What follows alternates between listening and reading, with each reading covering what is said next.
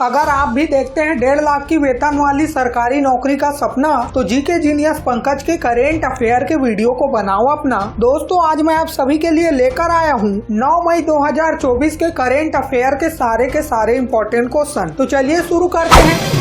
आज का पहला सवाल आप सभी के स्क्रीन पर है। दुनिया के सबसे व्यस्त एयरपोर्ट की लिस्ट में दिल्ली एयरपोर्ट की रैंक क्या है? ऑप्शन है 9वां, 10वां, 11वां या फिर 12वां रैंक। अगर आपको इस सवाल का सही जवाब पता हो तो हमारे कमेंट बॉक्स में इसका उत्तर जरूर बताइएगा, और अगर न भी पता हो तो तुक्का लगाइएगा।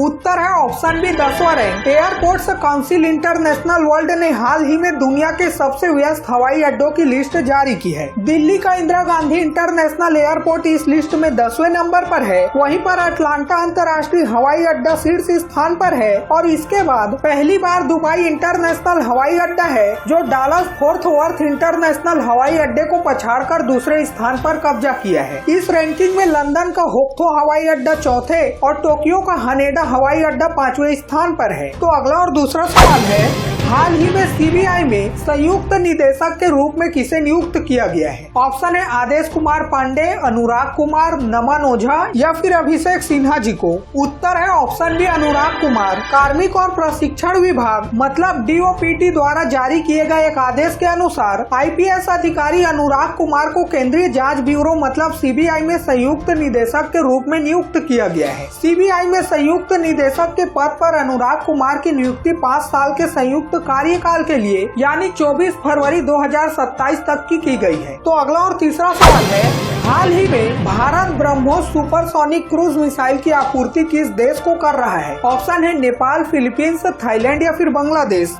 The correct answer is option B, Philippines country. हाल ही में $375 मिलियन के समझौते के तहत भारत ने दक्षिण पूर्व एशियाई देश फिलीपींस को ब्रह्मोस सुपरसोनिक क्रूज मिसाइलों के पहले बैच की आपूर्ति की। फिलीपींस ने भारत के साथ जनवरी 2022 में यह डील की थी। ब्रह्मोस सुपरसोनिक क्रूज मिसाइलें 2.8 मैक या ध्वनि की गति से लगभग 3 गुना अधिक गति से फायर होती है। तो अगला सवाल जानने से पहले चलिए जानते हैं 9 मई 2024 को क्या स्पेशल है। तो दोस्तों, आज है महाराणा प्रताप जयंती। तो आप सभी को महाराणा प्रताप जयंती की हार्दिक बधाई। तो चलिए बढ़ते हैं अगले सवाल की तरफ। हाल ही में जारी किए गए वर्ल्ड साइबर क्राइम इंडेक्स में भारत की रैंक क्या है? ऑप्शन है 10, 20, 30 या फिर 40वां रैंक। The correct answer is option है 10th रैंक। हाल ही में शोधकर्ताओं की एक अंतर्राष्ट्रीय टीम ने विश्व साइबर अपराध सूचकांक जारी किया है। नए शोध के अनुसार भारत साइबर अपराध में 10वें स्थान पर है। इसके तहत दुनिया के लगभग 100 देशों की रैंकिंग तैयार की गई है। इस सूची में रसिया शीर्ष पर है, और उसके बाद Ukraine, father of corona, America, Nigeria और रोमानिया है। वहीं पर उत्तर कोरिया इस रैंकिंग में 7वें स्थान पर है। तो अगला और 5वां सवाल है,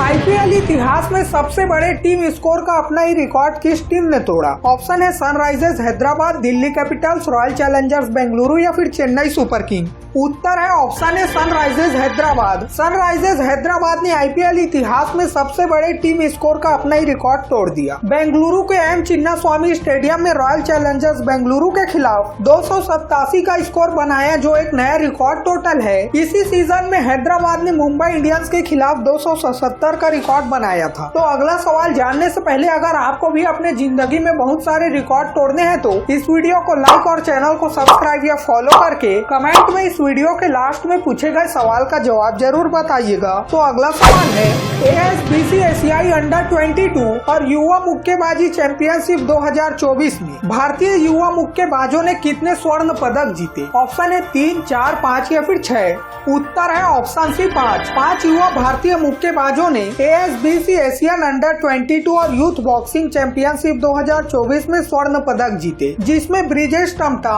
आर्यन हुड्डा, यशवर्धन सिंह, निशा और लक्ष्मी जी ने भारत की शक्ति का प्रदर्शन किया। तो अगला और 7वां सवाल आप सभी की स्क्रीन पर है, भारत को एक समग्र गंतव्य के रूप में बढ़ावा देने के लिए पर्यटन मंत्रालय द्वारा अरेबियन ट्रेवल मार्ट 2024 में शुरू किए गए अभियान का नाम क्या है? ऑप्शन है discover India, India welcome, incredible India या फिर cool summers of India.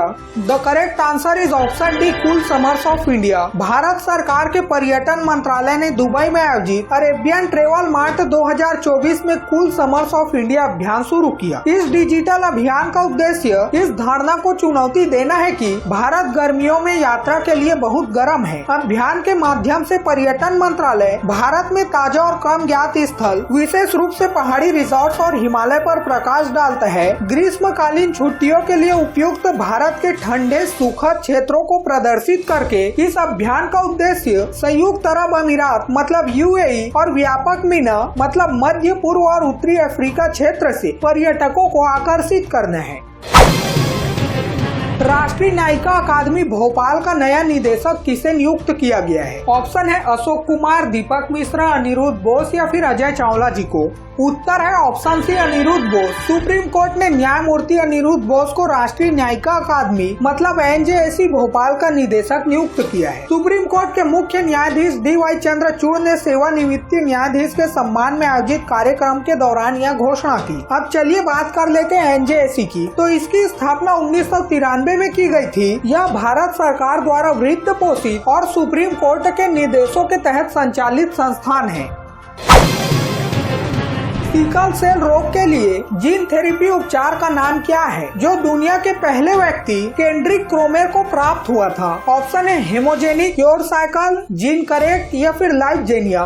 The correct answer is option D Lifegenia. Washington DC के उपनगरीय इलाके के 12 वर्षीय केंड्रिक क्रोमेर को लाइफजेनिया नामक सिकल सेल रोग के लिए FDA अनुमोदित जीन थेरेपी प्राप्त करने वाला दुनिया का पहला व्यावसायिक रोगी बताया गया। अगर आपको इस सवाल से संबंधित और भी जानकारी पढ़नी है तो आप इस वीडियो को रोककर पढ़ सकते हैं। वैसे तो इतनी जानकारी आपके लिए पर्याप्त है। तो दोस्तों चलिए बढ़ते हैं अगले सवाल की तरफ। उस कंपनी का नाम क्या है जिसने मई 2024 में अपने मुख्य परिचालन अधिकारी और अध्यक्ष भावेश गुप्ता के इस्तीफे की घोषणा की? ऑप्शन है पेटीएम, फोन पे, इंस्टाग्राम या फिर जोश। उत्तर है ऑप्शन है पेटीएम। पेटीएम ने 4 मई 2024 को एक नियामिक फाइलिंग के माध्यम से अपने मुख्य परिचालन अधिकारी और अध्यक्ष भावेश गुप्ता के इस्तीफे की घोषणा की। उनका इस्तीफा 31 मई 2024 को कारोबारी घंटों के अंत में प्रभावी होगा। यह घोषणा पेटीएम द्वारा वित्त वर्ष 2024 के लिए मार्च तिमाही के परिणामों के निर्धारित प्रकटीकरण से पहले की गई है। भावेश गुप्ता के जाने के जवाब में पेटीएम ने नेतृत्व में बदलावों का खुलासा किया, जिसमें पेटीएम सर्विसेज प्राइवेट लिमिटेड के CEO के रूप में वरुण श्रीधर और राकेश सिंह को पेटीएम मनी के नए CEO की नियुक्ति शामिल है। तो अगला सवाल है,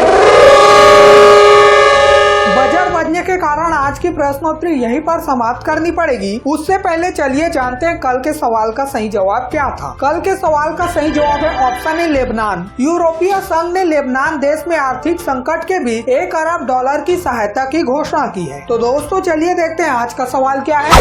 विश्व एथलेटिक्स दिवस पहली बार कब मनाया गया था? ऑप्शन है 1990, 96, 2000 या फिर 2005 में। अगर आपको इस सवाल का सही जवाब पता हो तो हमारे कमेंट बॉक्स में इसका उत्तर जरूर बताइएगा, और अगर ना भी पता हो तो तुक्का लगाइएगा। कल सुबह 6 बजे फिर मिलते हैं 10 मई 2024 के करेंट अफेयर के वीडियो के साथ। तब तक के लिए बाय बाय। जय हिंद, जय भारत।